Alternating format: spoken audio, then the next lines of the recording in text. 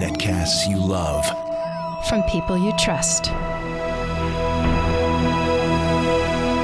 This is Twit. All right, well, if you've never watched Before You Buy Before, this is Twit's product review show. We get everybody in here to review all sorts of tech gadgets and devices and even some accessories and peripherals.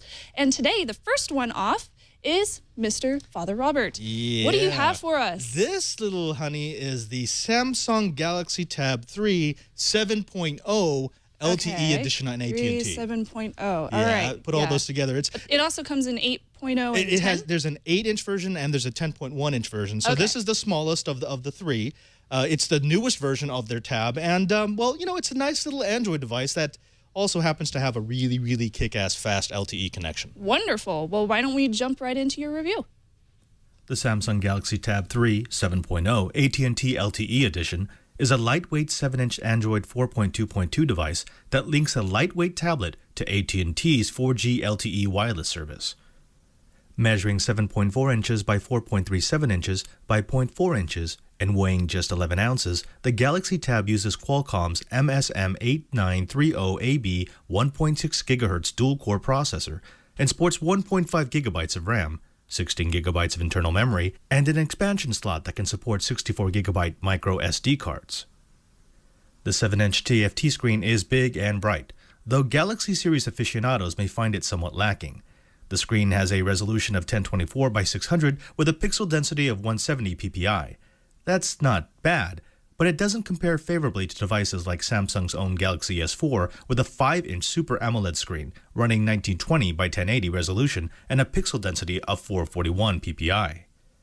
In addition to HSPA Plus with enhanced backhaul on the AT&T network, the Galaxy Tab supports dual-band 802.11 and Bluetooth 4.0.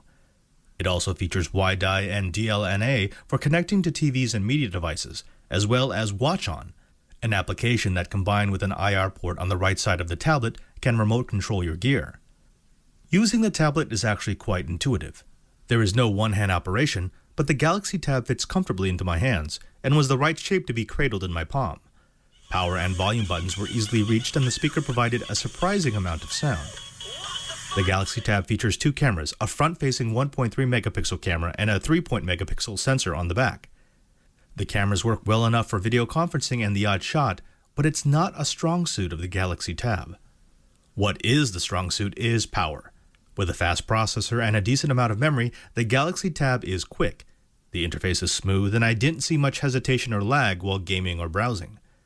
Power is provided by a non-user replaceable 4,000 mAh battery that in our tests provided a full day of processor and screen intensive activity. It lasted for about 8 hours of Netflix, 7 straight hours of Ingress, and multiple days when just used for email and light browsing. In all, the Samsung Galaxy Tab 3 is a well-designed, well-powered tablet that might be just the ticket for someone who wants more functionality than they can get from a phone, but more portability than from a 10-inch tablet. The Samsung Galaxy Tab 3 7.0 AT&T LTE edition is available now.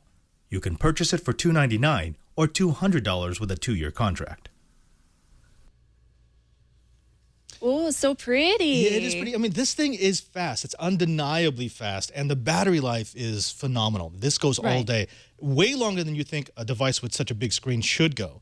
I also like the fact that it does that wonderful multi-screen thing, and you've got enough real estate to do multi-screen.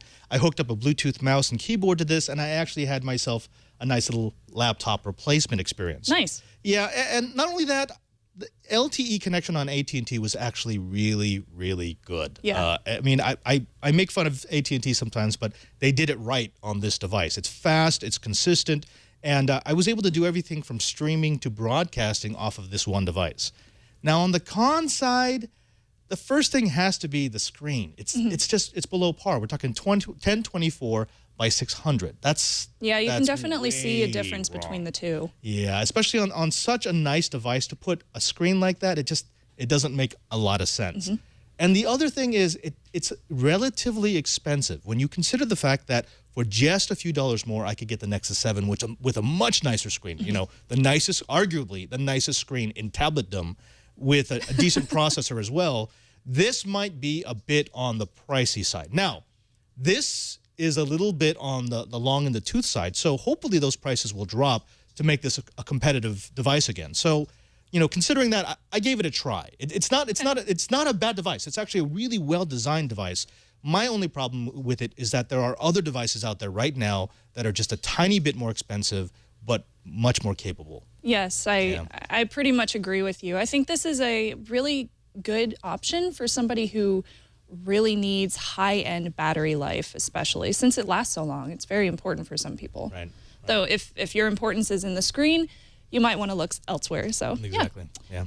Good review. Thank you so much, Padre. And where can people find you? They can find me here every Monday on TWIT, This Week in Enterprise Tech at noon Pacific time, or they can find me on Know How every Thursday at 3 o'clock Pacific time. Just come geek out with me. Yay! And we welcome you with open arms to Know How. I also produce Know How. You can find that at twit.tv/KH.